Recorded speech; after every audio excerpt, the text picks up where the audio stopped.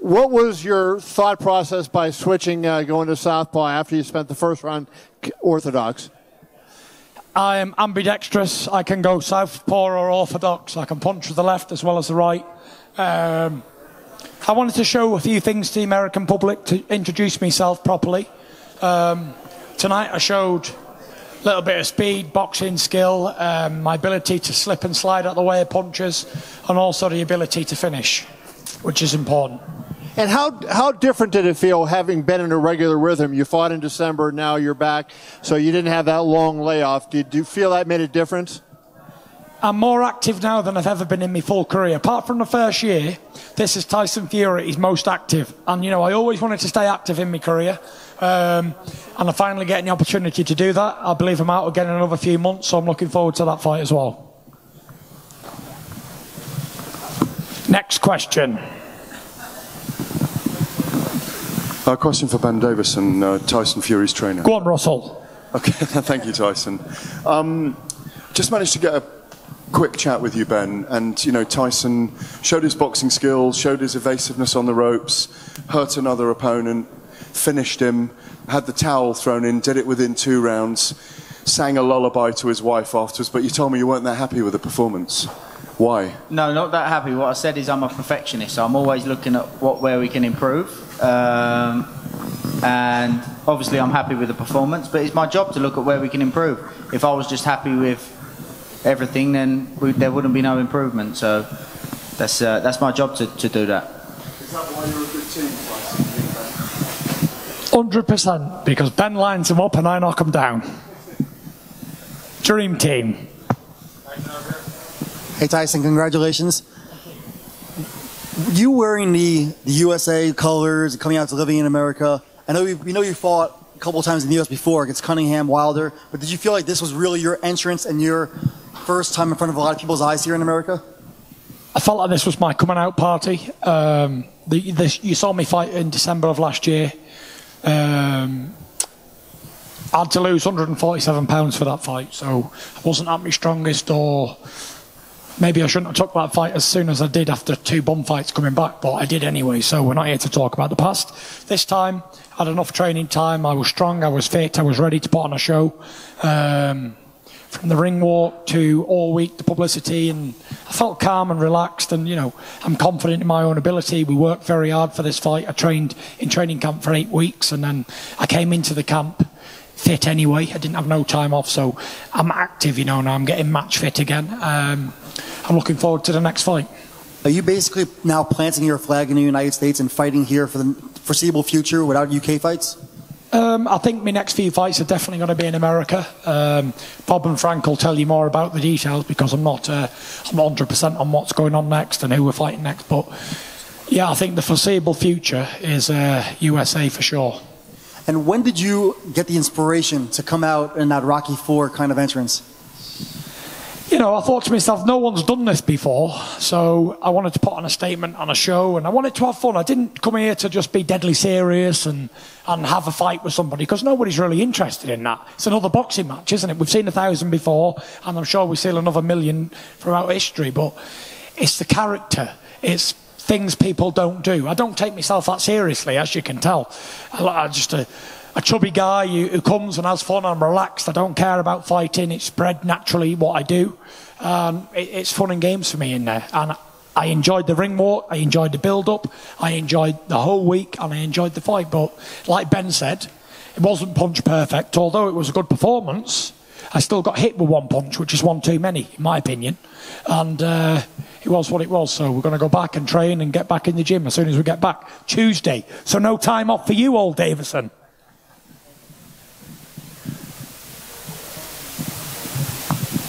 Sorry, Ezra, but you can't have him back. We've got to go back training on Tuesday. Sorry, Dad.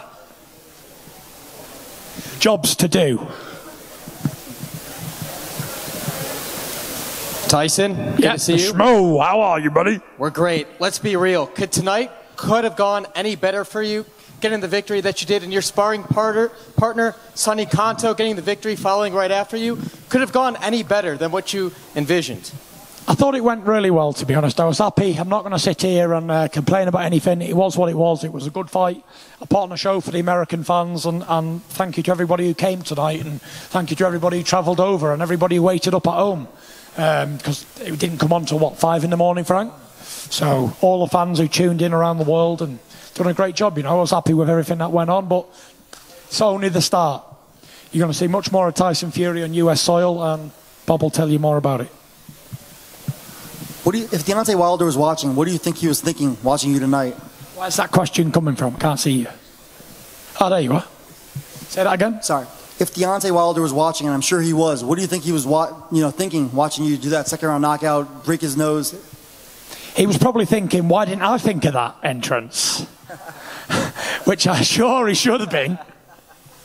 But, we've got something better planned for next time, and I'm sure it's going to be a great show. And also, was it a little bit extra sweeter in a way to take care of him the way you did after Joshua, had his upset? Yeah, we saw a British fighter travel over to America last week or the week before, and he looked like he didn't want to be in there. For whatever reasons, we're not going to go into that tonight. It's none of my concern or business. But tonight was Tyson Fury, Las Vegas. It doesn't get any bigger than this. This is the biggest thing that has happened in my career so far.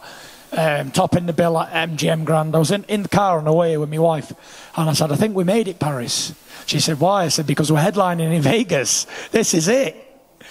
And we got a good show, and we was happy with everything went. All my family and all my friends and everyone who came over, they was all happy with the performance. My brother Shane's my biggest critic. He told me it was complete shit. So back to the drawing board for Shane. But it was what it was. Happy with everything. I don't know if I've ever seen you this excited in a long time. What was this night like for you? I enjoyed every minute of it. I enjoyed putting on a show. I enjoyed being in there boxing, slipping and sliding out the way of shots. I said to Ben before, only an idiot would put his hands down and try and swerve out the way of shots in an oncoming attack. But that's what makes it watchable, because at any given moment I could have been knocked out in there. But it was lucky that I didn't, so it was what it was. Congratulations, first and foremost.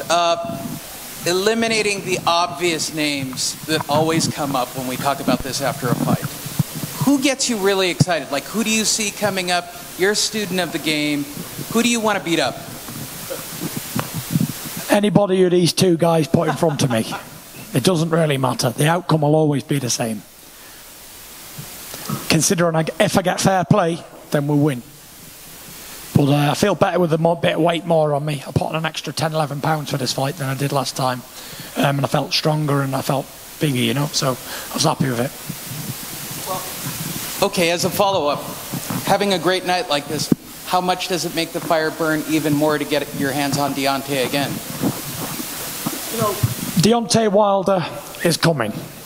This fight's going to happen. There was 3 horses in the heavyweight division, and then there was 2.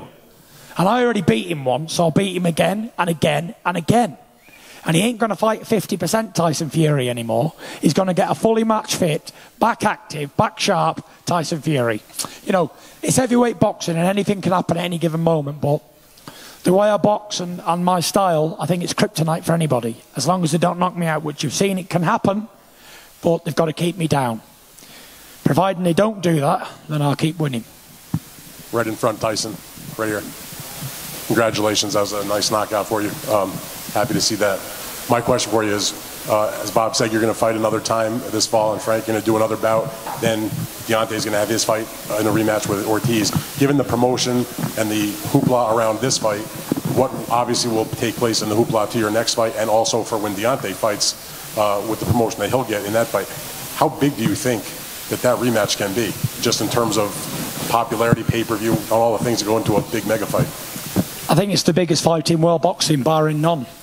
Deontay Wilder, Tyson Fury, the rematch, is the biggest fight we're going to see in the next years, for a few years anyway. I don't see anybody else coming up or can be as big. You've got 2 undefeated heavyweights, lineal champion, WBC champion, fighting in their prime. It doesn't get any bigger than this.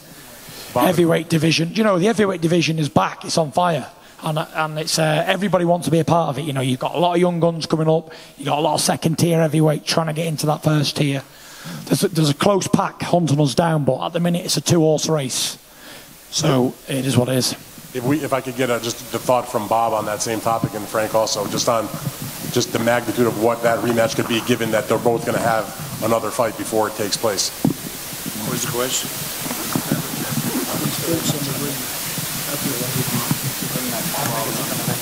Well, and I expect both guys get through their fights, the next fights. The fight will be first quarter of next year. And I really believe, now, I'm not blowing smoke, it's going to be on pay-per-view. And I can't see why that fight won't equal or surpass the numbers that were done on the Mayweather-Pacquiao fight. They're two little guys, great fighters, Mayweather, Pacquiao. It was built up for a lot of years, but still they're not heavyweights. And they're not heavyweights of this kind of category and now of this notoriety. The reason the Fury-Wilder fight, first one, didn't do real numbers is because, let's be honest, other than some hardcore boxing fans, the public in America didn't know this guy. They really didn't know him. Now they know him, and after the fight in October, they will know him even more.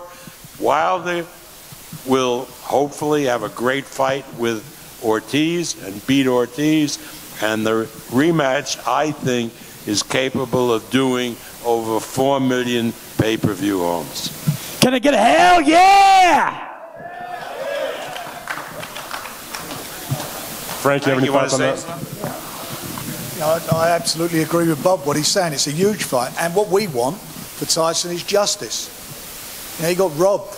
No doubt about that. In that fight, he's robbed. And what he's looking for is justice. A fair shake, so it's on the level playing field. And he, in my opinion, will cement his legacy of being the best of his generation. He's a great heavyweight. You just think about all what he's been through, the time he's had out in the ring, and then you look at him in the ring, look how fast he is, his reflexes, his punch power, his boxing brain. He's head and shoulders above all of them. Right here. Tyson, you said that there was 3 big guys in the heavyweight division. I'm assuming, obviously, yourself, you were referring to AJ and to Wilder, and you said now there's 2. Do you not make anything of Andy Ruiz defeating? Do you not consider him in that as, you know, the 3rd guy at the top of the heavyweight division? No disrespect to Andy Ruiz, he's done a great performance, but he's locked into a contract with Joshua. So I don't consider him a part of this 2-horse race, no. I think me and Wilder beat Andy Ruiz quite comfortably. And also, before you walked in, Bob mentioned a possible date of October 5th at Madison Square Garden. Obviously, that would be your first fight in the big room. What would that mean to you? Obviously, that is a closer flight for the UK fans. What would that mean to you to have all those UK fans have a closer fight, flight over to New York and be able to fight in the big room, the Mecca of boxing? It'd be brilliant. You know, a lot of fans travelled here to Las Vegas, so a few hours off the journey, it's close to a 5-hour flight, you know. Gives people an excuse to go to New York, go to Las Vegas. You know, people want to come and see the big fights, and you know, we're putting on big fights now, so all the fans can come and enjoy and have a good time for a couple of days or a week, however long they want to come. So it's fantastic to have the support, and all the travelling people who came over made the effort and spent their money, their hard-earned money, may I say, to come see me fight. I appreciate it. Tyson, you said, you know, obviously Ruiz is busy with the Joshua rematch for the rest of this year, but if he were to get the victory in the rematch, you and Wilder see each other the first quarter of next year, is he not basically the next man up to, I mean, he has 3 belts. Yeah, 100%. If he beats Joshua in the rematch, then he's next in line. Whoever wins that, I mean, Wilder will fight Andy Ruiz. I don't see why these fights shouldn't be made. There's nothing I see with Andy Ruiz that makes me afraid. And I think it'd be a good fight, a good matchup of styles. Which one of your suits has been your favorite of this week? I don't know. I'll let the fans decide, but this is a bit of a showstopper, isn't it? This one. I've been sporting the bare chest, and I'm hairy like an animal, so it's all going down in Las Vegas.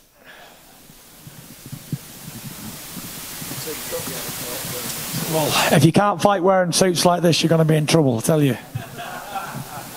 Bob, you mentioned earlier before sorry, here, Bob.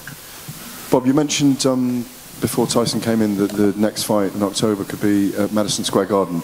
But is the Wilder Fury fight definitely nailed down as a Vegas fight? Because all those big ones that have made enormous amounts of money have taken place. I would think that, you see, the difference is that if it's a massive fight like this would be, like Mayweather-Pacquiao, you know, like Canelo-Golovkin was, it belongs in Las Vegas because the casinos bring in the biggest punters, and therefore the prices are sky high. A gate that would do maybe £2 million in the O2 in London, or do $2 million, $3 million in New York, would do $30 million here in Las Vegas. And it has the infrastructure to handle a big fight. So without any commitment from anybody, I would think that Las Vegas would be the likely place for that fight. Have you already gone into any talks with anyone about possible dates and venues here yet? Have we talked to whom? To the venues or about the dates here at all yet? Have you begun the conversation? We talk to everybody, and we are able to discuss possible dates when it's most appropriate to do the biggest revenue. And then, of course, we have to match it against the sports schedule in the United States, and perhaps, you know, in the UK, I don't think the Premier League is in championships then. But yeah, because, for example, you don't want to put it like in competition to the Super Bowl, and you don't want to put it really in competition to what we call March Madness, which is the college basketball tournament, which is so big. So all of that has to be done. Todd does that. He talks to all the properties. I'm sure the Wilder people are talking to them as well, and we'll have the appropriate place. But I would think it would be Las Vegas. Can you just confirm then, that fight with Mayweather and Pacquiao grossed over $600 million US. You think it's that big a fight? It could be on that kind of scale? Again, why wouldn't it be? Why wouldn't it be? People always, when I was in the business for many years, always looked for the big heavyweight fight. That was Ali Fraser won. Did more business than any other fight had ever done up to that point. I can't see why this wouldn't happen, and particularly when it matches somebody from the UK who is not coming over as an opponent, but is a co-equal at least in stature with an American. It's got to, reasonably speaking, do tremendous business on pay-per-view. They're two undefeated fighters. Exactly. They're undefeated and they've got unfinished business. And when the time comes, Frank and I will help sell it. But we got the best salesman sitting between us. Hey, Tyson, over here to your left. Versus Ortiz. It was a life and death fight for Wilder the last time around. Does that concern you? You're sitting here. Bob told me the other day he thought the fight could do $5 million. You hear him now talking about these massive gates. Does it concern you Wilder is taking such a difficult fight for him against a guy, a big puncher like Luis Ortiz? No, it doesn't concern me. You know, Luis Ortiz, like I've said before, is 147 years old. So Wilder should knock him out quicker than he did last time. I believe Wilder will get him out of there in a couple of rounds. Catch him early and he's gone. He's got no legs underneath the guy. Like I said, he's 147 years old. It was a clash of styles before. First time probably he fought a southpaw who was experienced. So I think he'll get him out of there quite quick. I'm not concerned, but even if the worst does happen, Wilder gets chinned in a round, then when every door closes, another one opens. So what's meant to be will be. we can't alter what's going to happen in the future. We have no control on it. So I only can control myself and do what I've got to do, my end of the deal. And I'll look to do that in October the 5th or September 21st, whichever one we go in. And I can only do what I can do as a fighter to prevent it happening to me. First off, I want to say congrats, Tyson. Just want to say you look good out there, my man. Thank you, Sonny, my man. Big shout out, Sonny Conto, the Bronco Conto. Great sparring partner and a great person to be around. And I'd like to bring him to my next training camp because he gave me some great work. Tell us about your fight. What happened? Second round KO, TKO. And get used to me. He's a familiar face. You were watching his fight in the dressing room. Two rounds, and you figured 2 rounds. Yep. Fouled the lead. Good stuff. Congratulations, Sonny.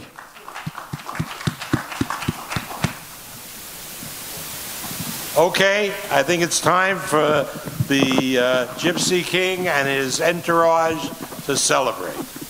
So have a great party. And I think we're going to celebrate with a little song, shall we? Right, I want everyone to join in. Come on, Ben. American Pie. Get Bob up, get Frank up. Come on, Ben, start us off. Come on, Ben. Where's Tim? Tim? Anybody?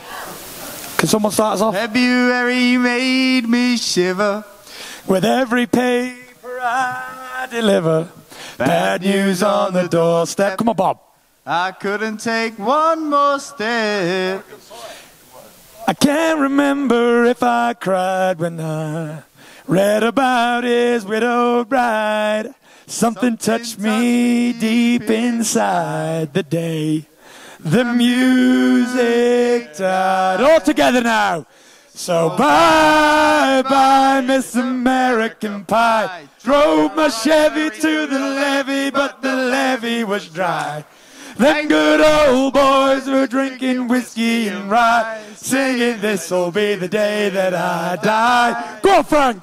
This'll be the day that I die. Thank you very much, and good night. Backing singers.